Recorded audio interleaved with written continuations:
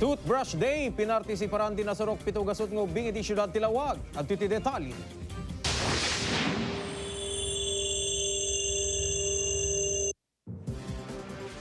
Nagtitipon ng dinasarok pito kasot a day curfew pili di Sango Tilawag City Hall.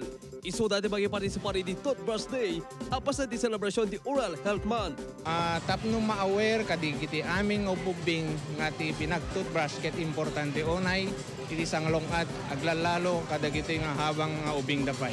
Imo lang nga naisuro ka ni ubing di na panagsipilyo tingipin, pakairaman ang tidila. Aging ka nagiganda di panagsipilyo da, babayin di tulong di tinaganak. Kas ka ni Manang Marilo asig sigurado na mamitlo di maisang aldaw, di panagsipilyo ti anak na ni Arian Joy, tapno sang agperdi, nagitingipen na. Numalbas nga mga circuit ag-brush no kaiso na. Ori mga di ag-brush. Tapos ti bigat ag-mumog iso na.